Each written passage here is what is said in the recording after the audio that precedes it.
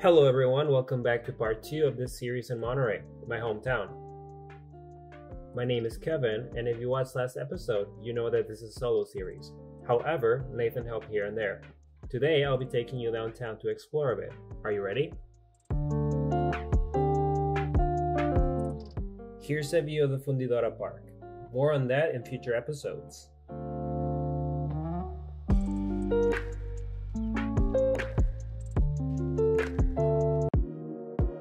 This right here is the Macro Plaza, or the main square here in Monterrey. The Macro Plaza is the 5th largest plaza in the world and the largest one in Mexico. It has an extension of about 400,000 square meters, and it was built in 1984. But to build it, they had to demolish a lot of the old houses here in the older part of town, which caused a lot of controversy. However, today it is a very famous landmark and tourist attraction here in the city.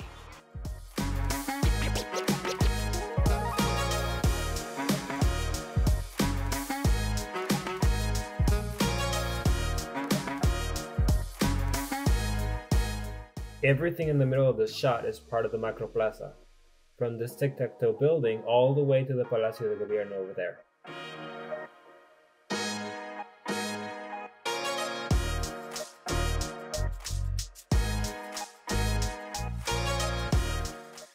Besides having a main square, every town in Mexico also has a cathedral or a church. This one happens to be the Metropolitan Cathedral in Monterrey. However, it is closed right now due to COVID.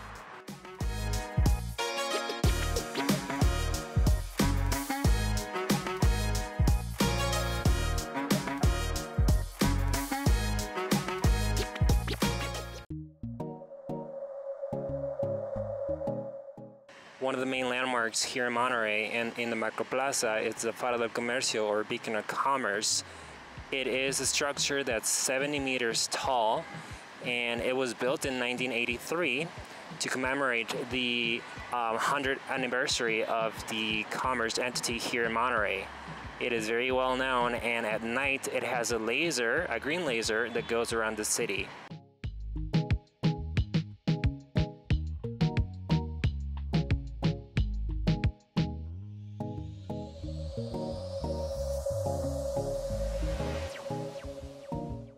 Can you do that?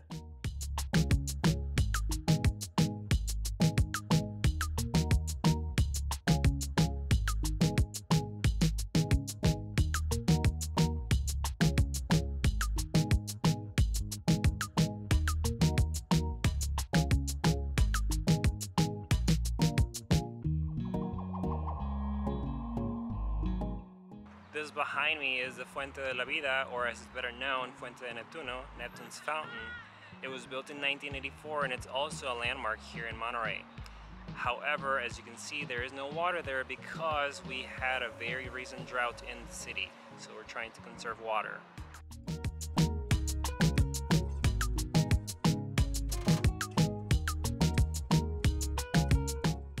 That guy over there is very significant to the city of Monterrey. His name is Diego de Montemayor. The city had been attempted to be settled for at least 2 times before he did in 1596.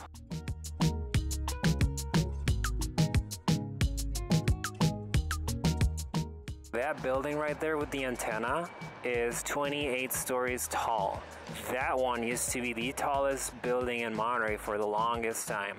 It is very windy, so hopefully you can hear me. Along the Macro Plaza, you'll find lots of stores, lots of street vendors, and lots of government buildings.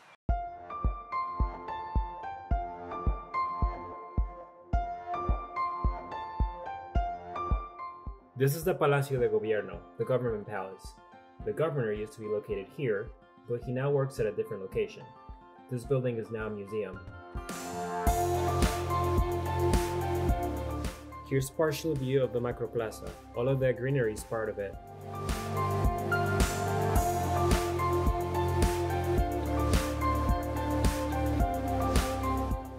This sculpture right here commemorates the friendship between Mexico and the United States.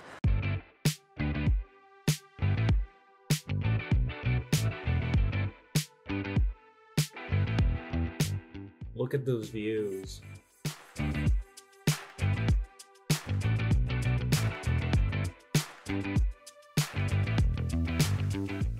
This building behind me is the theater of the city.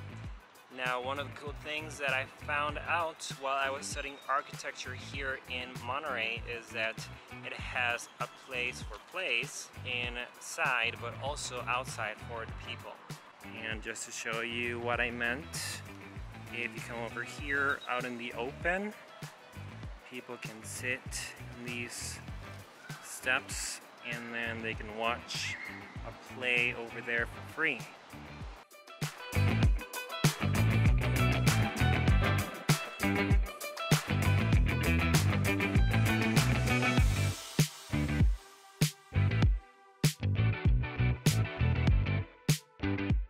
I personally really like coming here just to walk. You can spend hours or just minutes here. It doesn't really matter. You're gonna go home relaxed. Once it's about to get dark here in Monterrey, you'll be serenaded by the hundreds or maybe thousands of parrots that linger around the Macro Plaza.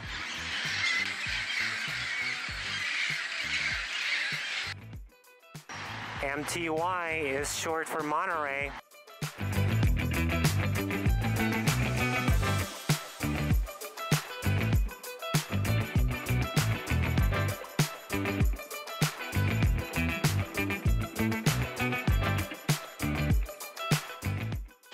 Right at the southern edge of the Macro Plaza, you will find the Marco, or the Museum of Contemporary Art.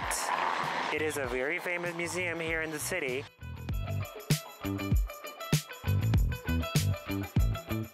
Before I forget, the official name is Macro Plaza, but everybody just calls it the Macro. I really enjoyed my walk, but now it is time to get some dinner and go back home.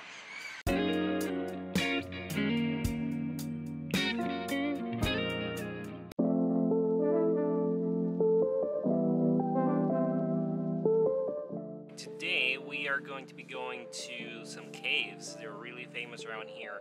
They're about 40 to 50 minutes out of town, so you do need a car to get there or Uber. They are called Grutas de Garcia, so let's go and check them out. But before we go to the caves, we are stopping for some lunch, and as you saw, we are currently in Carl's Jr. You might know this restaurant as Hardee's if you live somewhere else in the US. You might think, why are you eating at Carl's Jr. if you're in Mexico? Well, actually, Carl's Jr. is a very, very popular place to eat at here with the locals. And a fun fact is that Nathan absolutely hates coming here because he says, well, I'm coming to Mexico, I want to have the real experience, but actually, all of the locals eat here, so he does get the real experience here.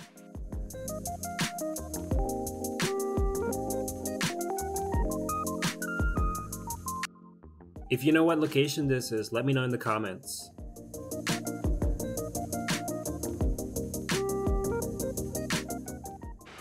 Now it is time to go.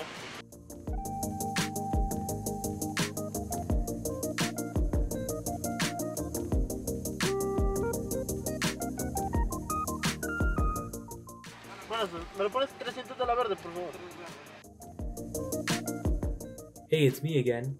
Apparently in Mexico, they don't trust you to be able to pump your own gas, so you do have to trust them to do the right thing for you. And so you have to tell them what color gas you want. The green is the standard and the red is the premium. And you have to tell them how much money you want to put down. Remember, it is in liters, not gallons.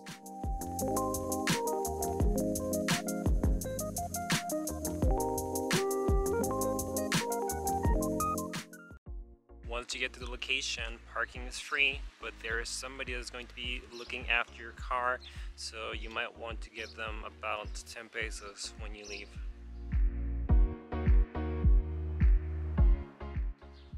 The caves are open Tuesday through Sunday, 9 a.m. to 5 p.m.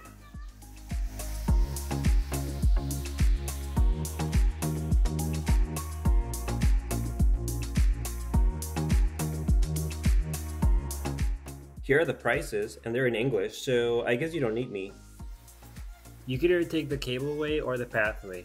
Now, I've never taken the pathway because it is about an hour up the hill, and I'm not about that life. But if you're into that, then go for it.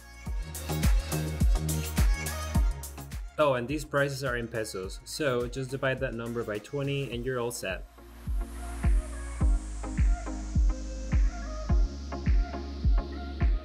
Here we go.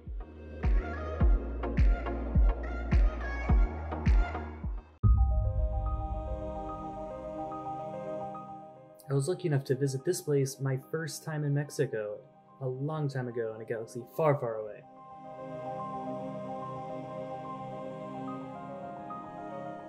I really enjoyed myself, but you do have to have yourself a wild imagination because all of these stalagmites and stalactites and the everythings, they resemble something. They'll tell you what it is, you just have to kind of see it. I'm sure Kevin will show you, but it's kind of like looking at clouds. While you're in the cave, you do have to walk along some pretty steep sets of staircases.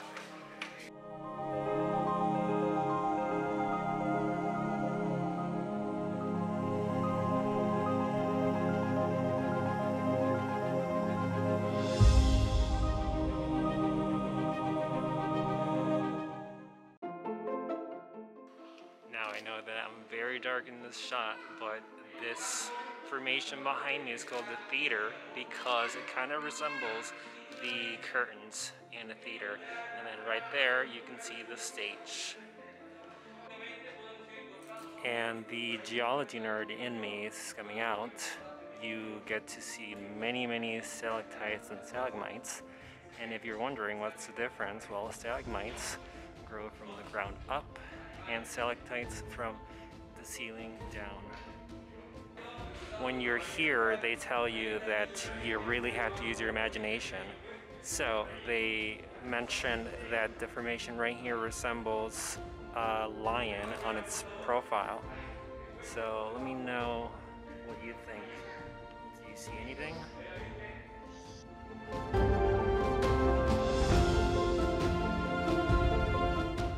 You go upstairs and also downstairs. That formation over there is said to be the Virgen de Guadalupe, which is the Virgin that we revere as Mexicans. Some of the pathways that you need to go through are very tight, and you do get a traffic jam. We were told to go down these steps sideways because they are very steep and also very slippery. There's my brother.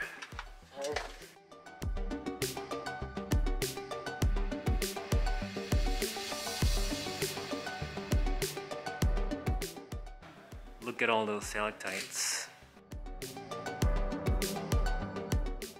That stalactite over there is said to be the hand of a corpse. So once again, use your imagination. Looks kind of cool. There's my mom posing for a picture.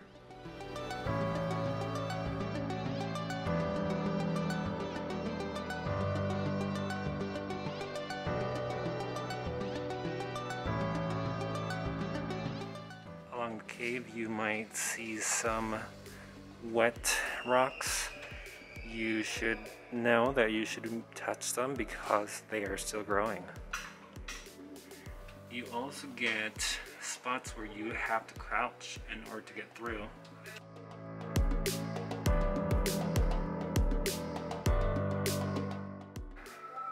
Now, Mexico is a very Catholic country, so they tell us that this formation right there looks like a crucifix. This one right there looks like a coffin. And then this one is supposedly Jesus' face. You can see the crown, and then his eyes, his nose, and his mouth, and just looking down. And then over there, another cross. Over there you get to see the theater, pretty illuminated. This one right there looks like a Coca-Cola. I am way behind, so I'm just running to catch up with my group. I found my group. right there you see a stalagmite combining with a stalactite.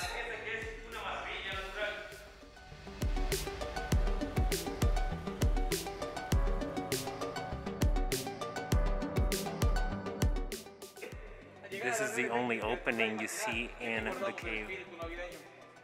And that is the Christmas tree.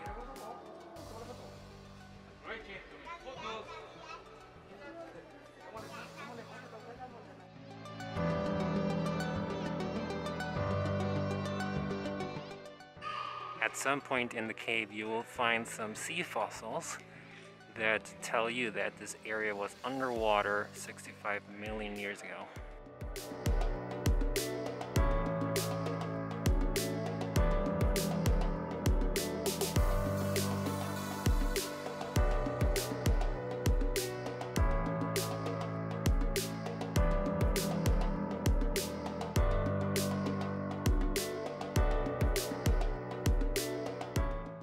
That guy right there is a backpacker.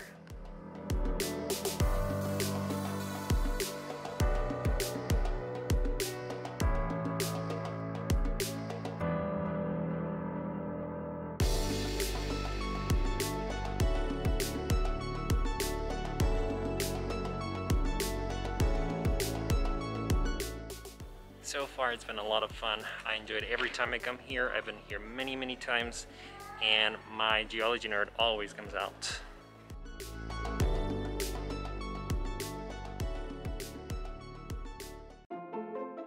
I just got a drop of water fall on me. I feel geologized. Here is the camel.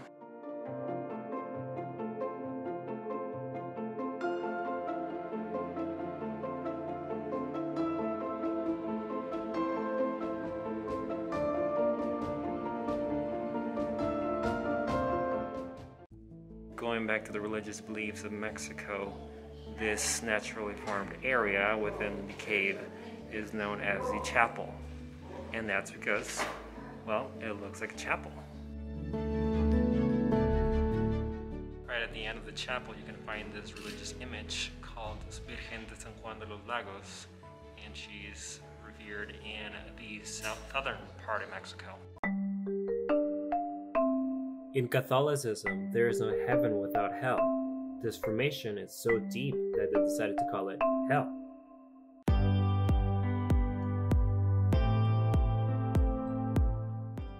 Our car is somewhere in that parking lot.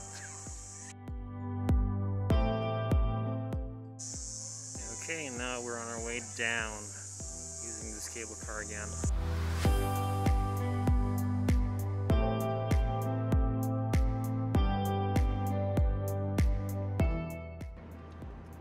Our visit to the cave was really fun, just as I expected.